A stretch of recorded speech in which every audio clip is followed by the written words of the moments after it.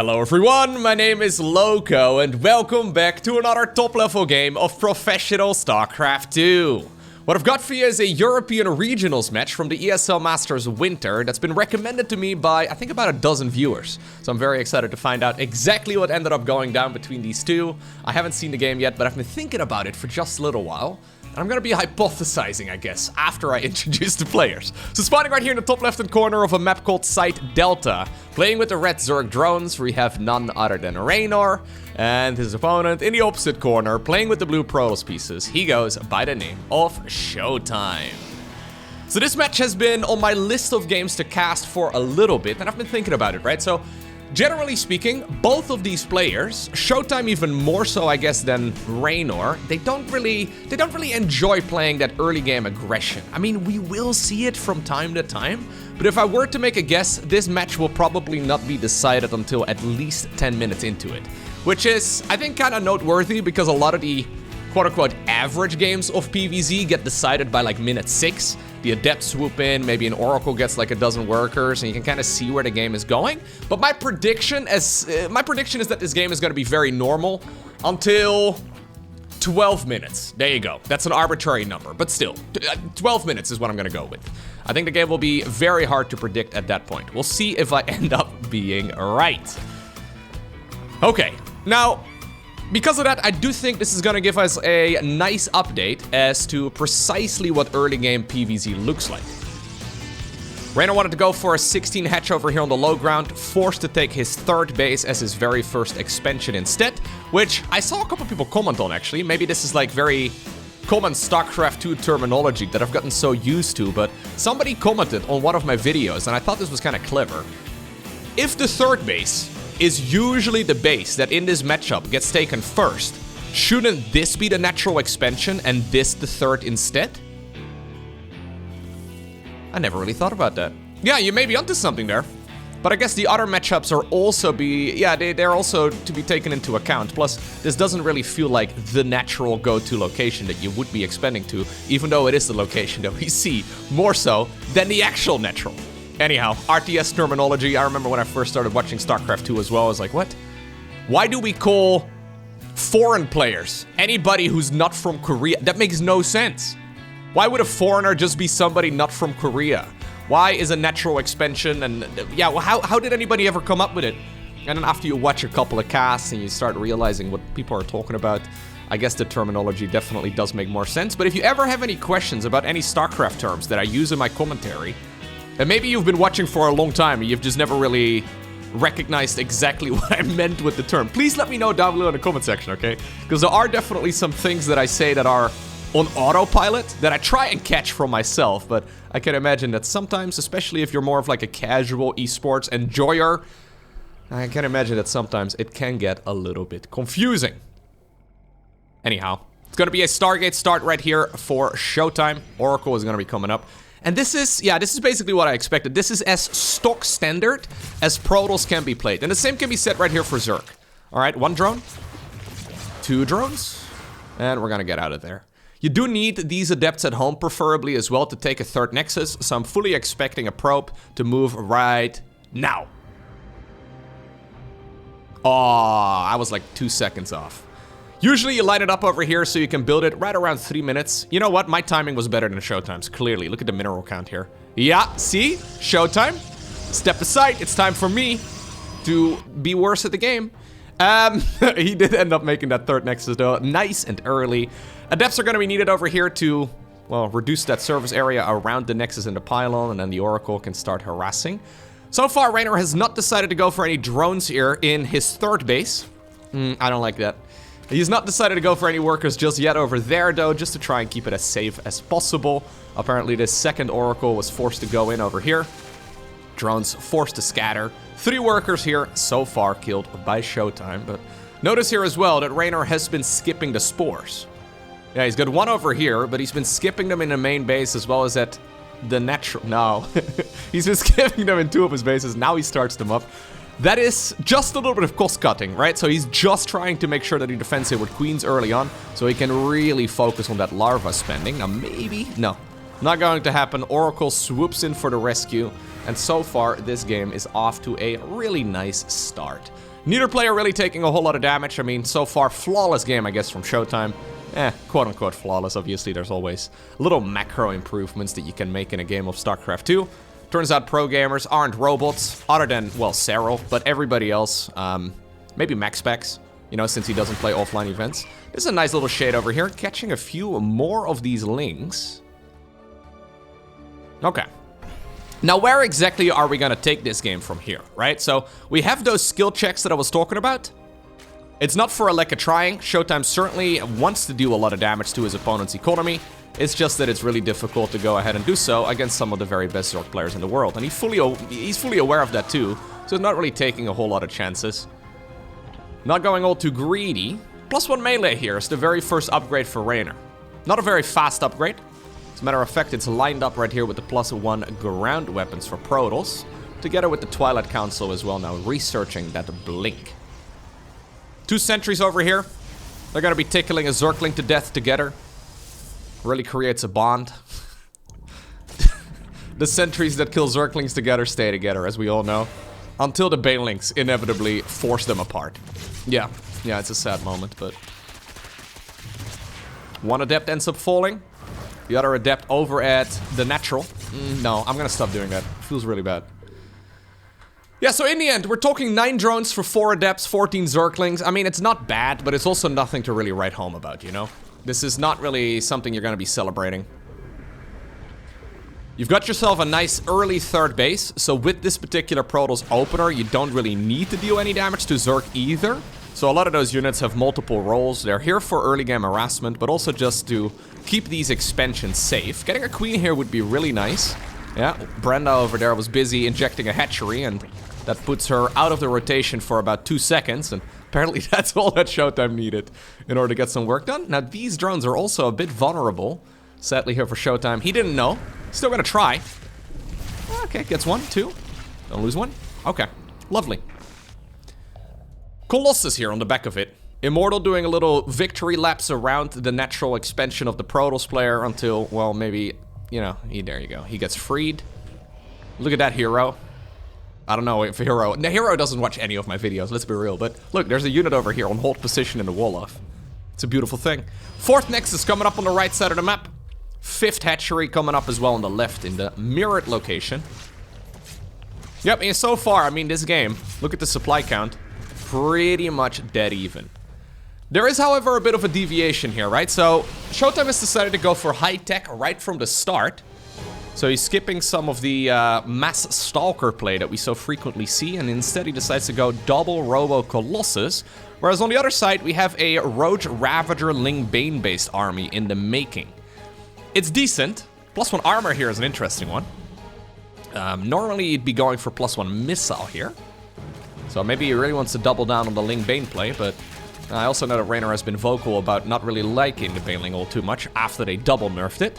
He joked about unhotkeying the unit altogether, so I don't really know exactly how serious he is, but he doesn't seem to be too fond of the Bane. But the +1 armor, bit of a weird one. Generally, you would go +1 missile together with +1 melee. Not a huge deal, but still something worth noting. There's the Hive also coming up, so we'll probably be going into the Adrenal Glands upgrade together with some Vipers. Vipers are the natural enemy of these Colossi and really any Robo-based units. So the Immortals are certainly also a target that can be grabbed, but that's exactly why Mr. ShoWTimE is already going for those High Templar.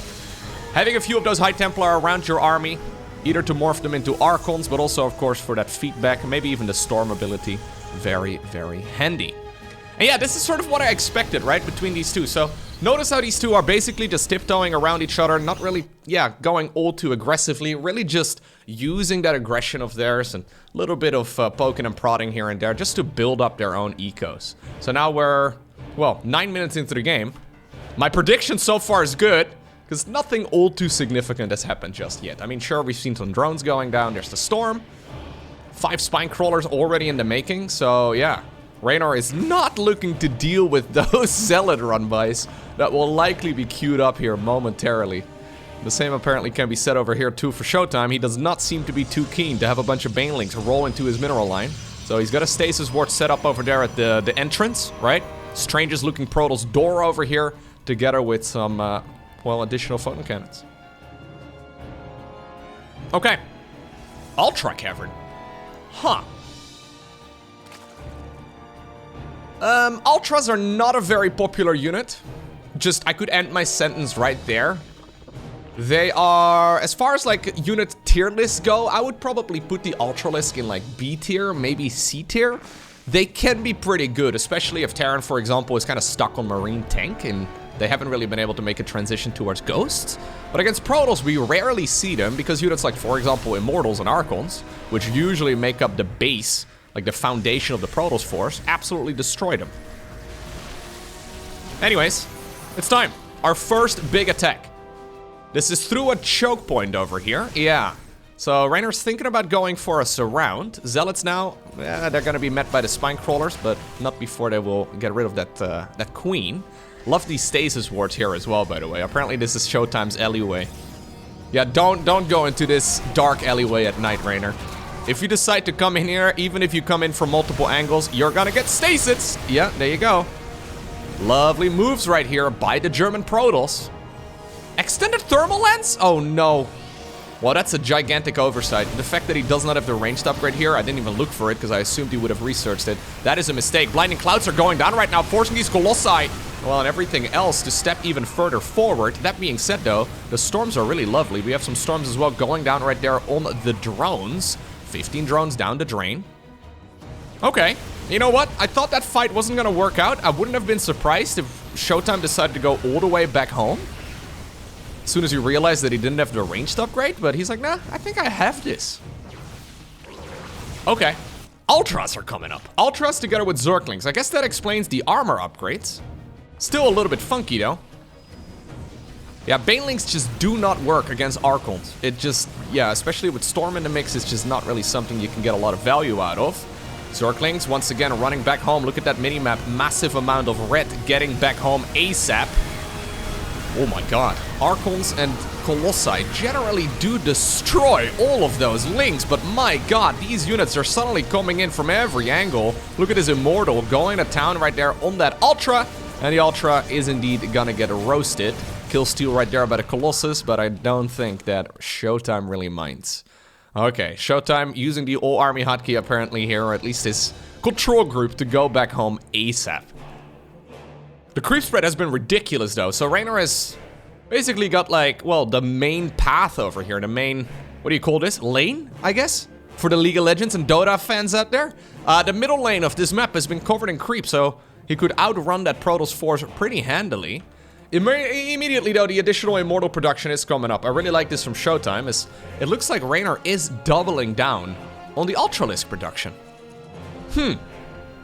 Neuroparasite also researching.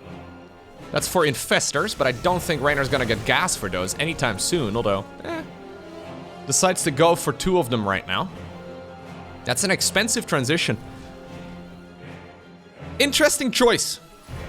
So, generally speaking, what we see in this matchup, instead of Ultras, is Lurkers, right? Lurkers basically do the same thing as Ultras, but then better.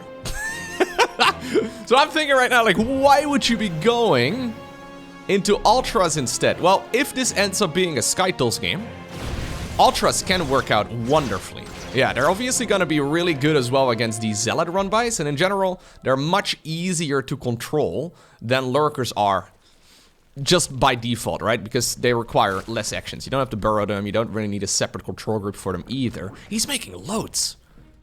Okay, so Reynor is going mass Ultralisk. Now, I want to believe, but I'm a little afraid that this is not going to work out. That being said, though, there's only, well, actually, I say only, there's 7 Immortals. They're not all located over here. Zealot run by over here, not getting much done. I mean, the Ultra and the Spinecrawler combo has been fantastic. That base ends up going down one more time. Where are the rest of the Immortals, though? I don't think they're all over here, are they?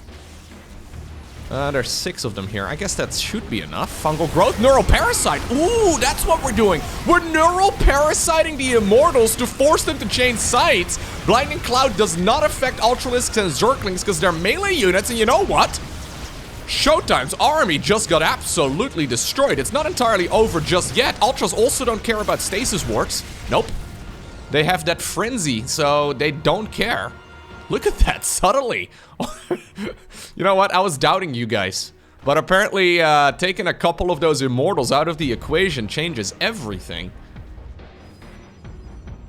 ShoWTimE. Still. Not in a position, though. I mean, this looks really scary, but I'm still not in love with this right here for Reynor. I've seen this go wrong so many times. That took Archon, though. Changing sides as well. Stalkers, also not a bad choice. Okay, there's another Blinding Cloud. The Blinding Clouds are kind of difficult to see on side Delta because it's green on green. Yeah, no, I think Protoss can stabilize here. Here comes the Overlord squad. Ooh, that's, I think, to bring the Queens forward. We're warping in loads of Zealots and Stalkers, though, to try and chase down this army. But look at that! Suddenly, there's a creep party over here on the side of the Protoss. Economy here for ShoWTimE, though, is still stellar. We're talking 79 probes versus only 61 drones. So this committed push right here from Reynor really needs to get some sort of damage done. And so far, I mean, the crisis management here from ShoWTimE against a build that he probably hasn't seen before is excellent. Nice juggling as well by that Prism to try and keep those Immortals alive, but also to have them shoot as frequently as possible. I wonder if Reynor should be going after this base up here instead. But he wants to go for the throat. I think he's spelling blood in the water. Misrallied the Immortal over here? That's a yikes. 2 Misrallied Immortals, almost. Not quite what we want to see. Maybe that Prism should go and ferry those units on over in this direction, but I understand that leaving these Immortals exposed is also a bit scary. Although apparently we're not really gonna try and protect it. Still though, this is a very expensive engagement here for the Italian Zerg. Trying his very best to get on over here. Yeah, the Immortals are absolutely the key. There's a High Templar throwing water balloons. There was a High Templar throwing water balloons. We need to be a little bit more on point with the Prism. I think I've seen about 5 Immortals going down where they shouldn't have. And that's expensive. 13 Immortals, still 16 Ultras as well in this game though. And Ultras obviously aren't a cheap unit. We're still talking a superior economy right here for ShoWTimE. Despite all of the losses, I would love to see a shield battery here again as well for some battery overcharge. But despite all of the losses, that is a pretty decent hold right here for ShoWTimE, eh? Nicely done. Would love to see that probe transfer. You can see that ShoWTimE is doing the worst thing that a StarCraft 2 player can do while they're playing a game. He's busy thinking right now. Yeah, thinking is not usually what we get done. I think usually as soon as you start putting brain power to thinking too much, you usually end up, well, messing up your macro mechanics a little bit, and maybe your micro too. Queens here though, deep off creep. Yeah, they're not going to be able to get back onto it. We have the Oracle from the early game and also just zap it away at these Ultralisks. It's an interesting choice, but it will ignore armor. Archon's coming in. There's that Prism once more. The Prism juggling. Come on, there we go. We finally do pick up a unit and save it. Lovely. Okay, and ShoWTimE. He holds on, but only barely, by the skin of his teeth. Keep in mind though, yeah, another Immortal goes down, that these Zerglings are really strong in these sort of scenarios. They're well upgraded. Okay. Yeah, we don't have any shield batteries, which really, I mean, we had shield batteries, I'm sure. I didn't specifically notice them going down. Only 2. It's only been 2 shield batteries killed in total. I don't think ShoWTimE expected this full-on counterattack. Neither did I, to be honest. I wasn't sure that that was going to work out for Reynor, and I'm still not sure if it has. He has not made any additional workers in a long time. Ooh, this could be a good catch, though. Those units very exposed. Immortal in the front once again, and that one will indeed end up getting sniped. Now the battery overcharge goes down, but that is much too early. ShoWTimE definitely feeling the heat in this particular game right now. Reynor just going for an A-move army composition, man. I mean, once upon a time we had Infestors in the mix and Queen drops and the whole shebang. But ultimately we end up with the good old Zergling Ultra Bull. And Reynor, making more than 25 Ultralisks against Protoss, obtains the victory.